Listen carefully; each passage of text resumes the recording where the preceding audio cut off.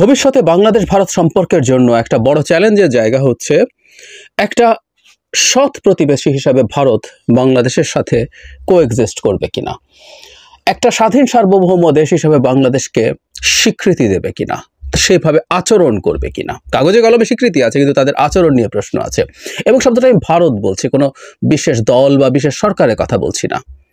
চিন্ময় এবং ইসকন ইস্যুতে সম্প্রতি ভারতের কংগ্রেসের যে ধরনের আচরণ, বা তৃণমূল কংগ্রেস পশ্চিমবঙ্গের কথা বলছি আমরা, আর তাদেরও যে ধরনের আচরণ, সেগুলো আসলে খুব গুরুত্বপূর্ণ প্রশ্ন তৈরি করছে আমাদের ভবিষ্যতের সম্পর্কের প্যাটার্নটা আসলে কেমন হতে যাচ্ছে।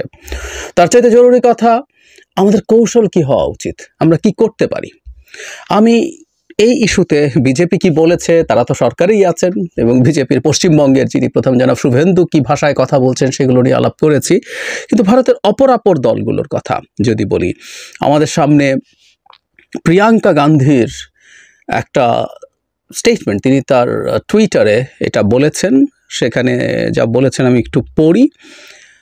বাংলাদেশের সম্মিলিত সনাতনী জাগরণ জোটের মুখপাত্র ও পুণ্ডরিক ধামের অধ্যক্ষ চিন্ময় কৃষ্ণ দাস ব্রহ্মচারীকে গ্রেফতার ও আদালতে জামিন নামঞ্জুরের ঘটনায় উদ্বেগ প্রকাশ করেছেন ভারতের রাজনৈতিক দল কংগ্রেসের সাধারণ সম্পাদক প্রিয়াঙ্কা গান্ধী। তিনি একটা টুইটে, মানে এক্সে, উদ্বেগ প্রকাশ করে এ বিষয়ে ভারত সরকারের হস্তক্ষেপ কামনা করেন। এক্সে প্রিয়াঙ্কা বলেন, বাংলাদেশের ইসকন মন্দিরের একজন সাধুকে গ্রেপ্তার এবং সংখ্যালঘু হিন্দুদের বিরুদ্ধে ক্রমাগত সহিংসতার খবর অত্যন্ত উদ্বেগজনক। আমরা খেয়াল করি, ক্রমাগত, সিস্টেম্যাটিক। আমি ভারতের মিডিয়াতে এই আলাপটা ক্রমাগত দেখছি। তারা দীর্ঘদিন থেকে, মানে শেখ হাসিনার পতন এবং পালিয়ে যাওয়ার পর থেকে এই শব্দটা ক্রমাগতভাবে ব্যবহার করছেন। এ বিষয়ে ক্ষমতাসীন মোদী সরকারের হস্তক্ষেপ কামনা করে তিনি আরও বলেন, আমি কেন্দ্রীয় সরকারকে এই বিষয়ে হস্তক্ষেপ এবং বাংলাদেশের সংখ্যালঘুদের নিরাপত্তা নিশ্চিত করার বিষয়টি বাংলাদেশ সরকারের কাছে জোরালোভাবে উপস্থাপনের আহ্বান জানাই। আমরা জানি প্রিয়াঙ্কা খুবই গুরুত্বপূর্ণ একজন সদস্য, নেতা কংগ্রেসের, কিন্তু শুধু সেটাই না, কংগ্রেস কেন্দ্রীয়ভাবেও এই ক্ষেত্রে তাদের মন্তব্য জানিয়েছে। তারা কি বলেছে, বাংলাদেশের মানে তারা প্রথম উদ্বেগ জানিয়েছে কৃষ্ণ দাসের গ্রেফতারের ঘটনায় এবং বাংলাদেশের ধর্মীয় সংখ্যালঘুদের জীবন ও সম্পদের নিরাপত্তা নিশ্চিতে প্রয়োজনীয় পদক্ষেপ নিতে বাংলাদেশ সরকারের সঙ্গে কথা বলার জন্য ক্ষমতাসীন বিজেপি সরকারের প্রতি আহ্বান জানিয়েছে দলটি। এটা টাইমস অফ ইন্ডিয়া এসছে, এখান থেকে বাংলাদেশের সময় টিভির এখানে পোর্টাল থেকে আমি পড়ছি। তিনি বলেন, ইনি হচ্ছেন কংগ্রেসের মিডিয়া অ্যান্ড পাবলিসিটি বিভাগের চেয়ারম্যান। তিনি বলছেন, ইন্ডিয়ান ন্যাশনাল কংগ্রেসের প্রত্যাশা ভারত সরকার বাংলাদেশের সংখ্যালঘুদের জানমালের নিরাপত্তা নিশ্চিতে প্রয়োজনীয় পদক্ষেপ গ্রহণের জন্য বাংলাদেশ সরকারের প্রতি আহ্বান জানাবে। তিনি বলেন, পবন খেরা, বাংলাদেশের ধর্মীয় সংখ্যালঘুদের নিরাপত্তাহীনতার পরিবেশ নিয়ে গভীর উদ্বেগ প্রকাশ করছে কংগ্রেস। ইসকন সন্ন্যাসীকে গ্রেফতারের ঘটনায় নিরাপত্তাহীনতার সর্বশেষ উদাহরণ। খেয়াল করি, ইসকন সন্ন্যাসী, উনি ইসকন সন্ন্যাসী নন, উনি বহিষ্কৃত এবং শিশু নিপীড়নের দায়ে ইসকনের কেন্দ্রীয় যে শিশু নিপীড়ন বিরোধী যে সেল আছে তার দ্বারা তিনি অভিযুক্ত। এটা বাংলাদেশ সরকার করেনি, কিন্তু এই কথাগুলো বলা হচ্ছে ক্রমাগতভাবে, এই ডিসইনফরমেশনগুলো ছড়িয়ে দিচ্ছে কংগ্রেস, বিজেপি না। এরপর মমতা ব্যানার্জি আমাদের এখানে ইম্পর্টেন্ট, কারণ হচ্ছে তিনি পশ্চিমবঙ্গ আমাদের লাগোয়া এবং আমাদের সবচেয়ে বড় বর্ডার। তাদের সাথে, তার চেয়ে জরুরি কথা, তার রাজনীতি, অন্তত তার যে রাজ্যের রাজনীতি, সেটা বিজেপির সাথে দ্বিমত আছে। তারা প্রতিদ্বন্দ্বিতা করেন, বিজেপি তার এই রাজ্যটা জিতে নেওয়ার জন্য সর্বোচ্চ চেষ্টা করে, সুতরাং তাদের সিরিয়াস প্রতিদ্বন্দ্বিতা আছে। কিন্তু মমতা ব্যানার্জির বক্তব্যটা আমি একটু পড়ি। তিনি বলছেন, বাংলাদেশের চলমান পরিস্থিতি নিয়ে আন্তর্জাতিক কৃষ্ণ ভবনামৃত সংঘের শীর্ষ নেতৃত্বের সঙ্গে কথা বলেছেন পশ্চিমবঙ্গের মুখ্যমন্ত্রী। দ্য হিন্দুর প্রতিবেদনে বলা হয়েছে, মমতা বন্দ্যোপাধ্যায় বিধানসভায় প্রতিবেশী বাংলাদেশের চলমান পরিস্থিতি নিয়ে উদ্বেগ প্রকাশ করেছেন, তবে এই বিষয়টি অন্য একটি দেশের সাথে সম্পৃক্ত হওয়ায় তিনি এ নিয়ে মন্তব্য করতে চান না বলে জানিয়েছেন। তিনি বলেন, এই জায়গাটা খেয়াল করি, কোনো ধর্মের ওপরই আঘাত আসুক আমি চাই না। এখানে ইসকনে যিনি আছেন তার সঙ্গে আমার কথা হয়েছে। বাংলাদেশ একটি ভিন্ন দেশ, ভারত সরকার এটি দেখবে, তবে এটি আমাদের এখতিয়ারের মধ্যে পড়ে না। আমাদের এ নিয়ে কথা বলা বা হস্তক্ষেপ করা উচিত না। যদিও আমরা মনে মনে দুঃখিত হই, তবু আমরা কেন্দ্রের নীতিগুলো অনুসরণ করব। মমতা কেন্দ্র যা বলেছে তিনি সেটাকে অনুসরণ করবেন এবং তাকে সমর্থনও দিয়েছেন। আমি আরেকটা জায়গায় দেখেছি যে তিনি স্পষ্টভাবে বলেছেন এটা যেহেতু কেন্দ্রের বিষয়, কেন্দ্র যা করবে তার প্রতি তার দলের সমর্থন থাকবে। তবে হ্যাঁ, ওনার এইটুকুকে আমরা অন্তত বলতে চাই যে এটি একটা অন্য দেশের ব্যাপার, এটুকু একটু স্বীকৃতি দিয়েছেন এবং একই ধরনের কথা বলেছেন। তিনি কংগ্রেসের হলেও তাকে আমি একটু উল্লেখ করে রাখতে চাই, জনাব শশী থারুরও একই ধরনের কথা বলছেন। উনি বলছেন চিন্ময় কৃষ্ণ দাসের গ্রেপ্তারের ঘটনা ভারতের বেশি কথা বলা ঠিক হবে না। তিনি বলেন এটি আমাদের নিয়ে খুব বেশি কথা বলা ঠিক হবে না, কারণ বিষয়টি আমাদের দেশের সঙ্গে সংশ্লিষ্ট নয়, এটা হচ্ছে ব্যাপার। এবং তিনি 11 ডিসেম্বর যে পররাষ্ট্র বিষয়ক একটা বৈঠক আছে সেটা উল্লেখ করেছেন, উদ্বেগ জানিয়েছেন ইত্যাদি ইত্যাদি। সো এটা একটা সেন্সেবল মত আমরা বলবো। জনাব শশী থারুরকে আমরা আবারও স্মরণ করব। শেখ হাসিনার পতন এবং পালিয়ে যাওয়ার পর তিনি বাংলাদেশ পরিস্থিতিতে আমাদের এখানে যা হয়েছে তিনি সেটাকে আর সব ভারতীয় নেতার চেয়ে ভিন্নভাবে পোর্ট্রে করেছেন এবং তিনি আমাদের এই অভ্যুত্থান, আমাদের এই সব জিনিসকে উনি স্বীকৃতিও দিয়েছেন। সো আমরা তাকে স্মরণে রাখবো। এখন আমার মূল বক্তব্যের যে জায়গাটা, আমাদের একটু পেছনে আবার যদি ফিরে যাই, সেটা হলো রাহুল গান্ধী। শোনা যায় বা এটা মোটামুটি নিশ্চিতভাবে বলা যায় ডক্টর ইউনূস একজন গুণমুগ্ধ মানুষ, তার সাথে ব্যক্তিগত সম্পর্ক চমৎকার। কিন্তু আমরা জানি শেখ হাসিনার পতনের পর কংগ্রেস এবং রাহুল গান্ধী বাংলাদেশ সম্পর্কে প্রায় হুবহু বিজেপির মতো বক্তব্য দিয়েছেন, একই রকম অবস্থান শো করেছেন। তাহলে সমস্যার জায়গাটা কি দাঁড়ালো? বাংলাদেশের ভবিষ্যৎ কি হবে?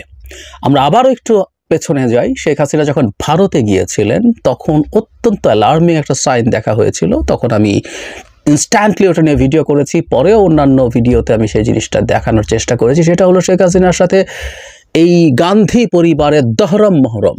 সোনিয়া গান্ধী গেছেন তার 2 সন্তান রাহুল এবং প্রিয়াঙ্কাকে নিয়ে, তারা ওখানে আবেগাপ্লুতভাবে জড়াজড়ি করছেন অন ক্যামেরা। মানে তারা এই মেসেজটা দিতে চেয়েছেন, তারা এটা করতে চেয়েছেন, এই মেসেজটা দিতে চেয়েছেন। এই দেশের একজন চরম স্বৈরাচারী, ভয়ঙ্কর স্বৈরাচারী, যিনি তার দেশের 17-18 কোটি মানুষের জীবন ধ্বংস করেছেন, রাষ্ট্রের স্ট্রাকচার ভেঙে ফেলেছেন, সেই রকম একটা স্বৈরাচারীর সামনে প্রকাশ্যে দহরম মহরম কংগ্রেস দেখিয়েছিল। কেউ বলতে পারেন এতে অবাক হওয়ার কিছু নেই। এই শেখ হাসিনা প্রথমবার যখন ক্ষমতায় আসেন অবৈধভাবে 14 সালের 5 জানুয়ারির নির্বাচন, সেই সুজাতা সিং, তখনও কংগ্রেস ক্ষমতায়, তাদের অধীনে সব কিছু হয়েছিল। এরপর বিজেপি পরের 10 বছর, সুতরাং ওরা অলমোস্ট দ্য সেম। কিন্তু আমাদের একটা জিনিস খেয়াল করতে হবে যে ভারতের বিদ্যমান প্রেক্ষাপটে কংগ্রেসও প্রায় অভিন্ন। জাস্ট তাদের rhetoric may be a bit less aggressive, কিন্তু আমি প্রিয়াঙ্কার কথায় সিস্টেম্যাটিক এই ধরনের শব্দ ব্যবহার করা, ইংরেজিতে না উনি হিন্দিতে বলেছেন, ক্রমাগত ধারাবাহিকভাবে এটা হচ্ছে বলছেন। তাদের ভাষা একটু সফটওয়্যার হয়তোবা, কিন্তু তারা টোনগতভাবে একটু ভিন্ন হতে পারে, কিন্তু তাদের content is almost the same. এখানে আমাদের চ্যালেঞ্জটা তৈরি হচ্ছে, কারণ আগামীতেও কংগ্রেস যদি বিজেপি ক্ষমতায় না আসে, কংগ্রেসের নেতৃত্বাধীন হয়তো একটা জোট ক্ষমতায় আসবে, যদিও ওটা খুব শক্তিশালী জোট হবে না। তারপরও কংগ্রেসের এই অ্যাটিটিউড আছে আমাদের প্রতি। এমনকি পশ্চিমবঙ্গের মমতা ব্যানার্জি, যিনি ভবিষ্যতের একটা কোয়ালিশন সরকারে একটা গুরুত্বপূর্ণ, যদি বলছি আবার কংগ্রেসের নেতৃত্বে একটা কোয়ালিশন সরকার হয়, একটা গুরুত্বপূর্ণ স্টেক হোল্ডার হবেন যদি উনি আগামী নির্বাচনে ভালো করার সম্ভাবনাই বেশি। তাহলে আমরা খেয়াল করছি যে বাংলাদেশের প্রশ্নে, বাংলাদেশকে একটা কলোনি বানানোর প্রশ্নে, বাংলাদেশকে একটা করদ রাজ্য বানানোর প্রশ্নে একটা মোটামুটি খুব চমৎকার তাদের ঐক্যমত্য রয়েছে। এটা অ্যালার্মিং।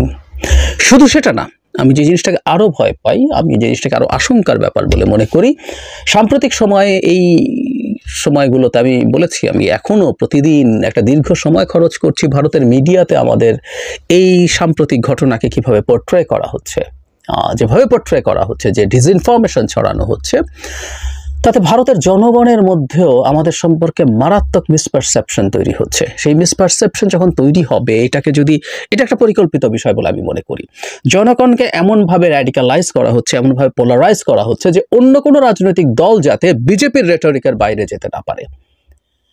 এটাই সবচেয়ে আশঙ্কার ব্যাপার। একটা দেশে যখন আইডেন্টিটি পলিটিক্স মাথাচাড়া দেয়, তখন বলা হয় কিছু দল আছে তখন দেখছে যে আইডেন্টিটি খুব বাজার আছে, খায়, তখন কোনো দল ভুলভাবে, আমি এটাকে ভুলভাবেই বলবো, মনে করে আচ্ছা আমাকে তো এই ব্যাপারটা একটু ছাড় দিয়ে চলতে হবে, অন্য যে দলটা আইডেন্টিটি পলিটিক্স অত সহজে বা অত সরাসরি করে না, এভাবে এটা বাড়তে থাকে। কিন্তু এটা করে আসলে খুব বেশি লাভ হয় না। ইতিহাসে দেখা গেছে যে ধরুন কেউ যদি হিন্দুত্ববাদ কিনতে হয়, কংগ্রেস থেকে কিনবে না, ও কিনবে বিজেপি থেকে। রাদার কংগ্রেসের পলিটিক্সের দিক থেকে উচিত ছিল এই হিন্দুত্ববাদী রেটরিকের বাইরে গিয়ে রাদার মানুষের কল্যাণের কথা আলাপ করা, যেটা অরবিন্দ কেজরিওয়াল তার রাজনীতির ক্ষেত্রে করেছেন এবং সফল হয়ে দেখিয়েছেন। কিন্তু না, আমরা কংগ্রেসকে দেখছি, হয়তোবা সেটা তাদের মানে পলিটিক্যাল হিসাব নিয়ে, অথবা শেখ হাসিনা পরিবারের সাথে তাদের ব্যক্তিগত দহরম মহরম, মানে এগুলো খুব মোটেও ম্যাচিওর্ড পলিটিক্সের লক্ষণ না, কিন্তু তারা সেই পলিটিক্স করছেন। এবং শেখ হাসিনার পতনের পর কংগ্রেসের হাতে একটা মারাত্মক অস্ত্র উঠে এসেছিল, বা বিরোধী সবার হাতে, সেটা হচ্ছে বিজেপির পররাষ্ট্রনীতির আলটিমেট ফেইলিয়ার। কত কাঁচা তাদের পররাষ্ট্রনীতি, সেই জিনিসগুলো তারা আসলে দেখিয়ে বিজেপিকে চাপে ফেলতে পারত। কিন্তু সারপ্রাইজিংলি তারা বিজেপিকে এন্ডোর্স করছে এবং বিজেপির রাজনীতি তারা করার চেষ্টা করছে। মানে জাতীয় গুরুত্বপূর্ণ প্রশ্নে ঐক্য থাকতেই হবে, নট নেসেসারিলি। যেই প্রশ্ন, যেই পররাষ্ট্রনীতি একটা রাষ্ট্রের ভবিষ্যৎ নষ্ট করে, আরেকটা রাষ্ট্রকে ধ্বংস করে, তার সাথে ভবিষ্যৎ সহাবস্থানকে ভীষণভাবে ঝুঁকির মধ্যে ফেলে, সেই পদক্ষেপের পক্ষে দাঁড়াতে হবে না। কিন্তু ওই যে ব্যক্তিগত সম্পর্ক আছে সোনিয়া গান্ধী এবং তার দুই সন্তানের সাথে শেখ হাসিনার, সেটার জন্য তারা এগুলো করছে। সো এই পরিস্থিতিটা তৈরি হয়েছে। আমাদের সরকারের উচিত হবে বিজেপি বা কংগ্রেসের মধ্যে কারা ভালো, যেমন শশী থারুরকে আমরা দেখছি, থারুরের সাথে যোগাযোগ বাড়ানোর চেষ্টা করা হোক, থারুরের সাথে আলাপ করার চেষ্টা করা হোক ফর্মাল ইনফর্মাল চ্যানেলে, সরকার বা সরকারের হয়ে কেউ, সো দ্যাট আমরা এই মেসেজগুলো ঠিকমতো দিতে পারি। মমতা ব্যানার্জিকে আমরা দেখছি তিনি অন্তত এটা ভিন্ন দেশের বিষয় মনে করছেন। সো উনি কি করতে পারেন, তাকে দিয়ে আর কে হতে পারে, ভারতের সিভিল সোসাইটির কারা আছে, এই রকম নানা ক্ষেত্রে যোগাযোগগুলো বাড়ানো, কারণ জনগণকে পোলারাইজ করাটা ঠেকাতে হবে। এটা খুব ভয়ঙ্কর জিনিস। ডেমোক্রেটিক সোসাইটিতে সাম্প্রতিক সময়ে আনডেমোক্রেটিক অ্যাটিটিউড তৈরি হয়, কারণ হলো মাঝে মাঝেই জনগণের মধ্যে পোলারাইজেশন হয়। তখন জনগণ যদি এক্সট্রিমিস্ট হয়ে ওঠে, যারা রাজনীতি করেন, যারা ভোট করেন, তাদেরকেও তার সাথে টু সাম এক্সটেন্ট কমপ্লাই করতে হয়। এটাই ঝুঁকির জায়গা। সুতরাং আমাদের উচিত হতো বা উচিত হবে আমাদের সরকারের, আমাদের ভারতের সরকারিভাবে না হোক, সরকার ভেতর থেকে এই চেষ্টাগুলো করবে তাদের সাথে যাতে যোগাযোগগুলো বাড়ে এবং এই ডিসইনফরমেশন থেকে যাতে তাদেরকে সরানো যায়। আর আমি হিন্দু সম্প্রদায়ের উদ্দেশ্যে বলেছিলাম, আমি এখনও মনে করি সরকারের উচিত হবে তাদের জায়গা থেকে হিন্দু সম্প্রদায়ের মানুষজনকে, এটা শুধু নেতৃত্ব পর্যায়ে না, সাধারণ মানুষের সাথে যোগাযোগ বৃদ্ধি করা, কীভাবে করবেন সেটা তারা জানেন। এবং তারা যাতে বাংলাদেশে মানে কম্বাইন্ডলি বলেন যে বাংলাদেশ বাসযোগ্য আছে, কিছু সমস্যা আছে কিন্তু বাংলাদেশ বাসযোগ্য আছে, মোটা জায়গায় বেশ ভালোই বাসযোগ্য আছে, না হয়তো সবাই ভারতের সিটিজেনশিপ নেওয়ার জন্য ভারতের লাইন দিত, সেটা তো হচ্ছে না। সুতরাং এই কথাগুলো তারা বলুক, তাতে অন্তত ওদের ন্যারেটিভের কাউন্টার দেয়া সম্ভব হতে পারে বলে মনে করি। যাই হোক, কৌশল আমি পুরো বাতলে দেবার কেউ নই। সরকার বসুক, প্রয়োজনে কারোর সাথে যদি আলাপ করতে পারে কৌশল নির্ধারণ করুক, কিন্তু এইভাবে কমিউনিকেট করতে হবে। কারণ ভবিষ্যৎ শুধু বিজেপি সরকার না, আমি সামনেও শর্ট মিড এবং লং টার্মেও খুব বড় প্রবলেম দেখতে পাচ্ছি এই দুই দেশের ভবিষ্যৎ পরিস্থিতির মধ্যে।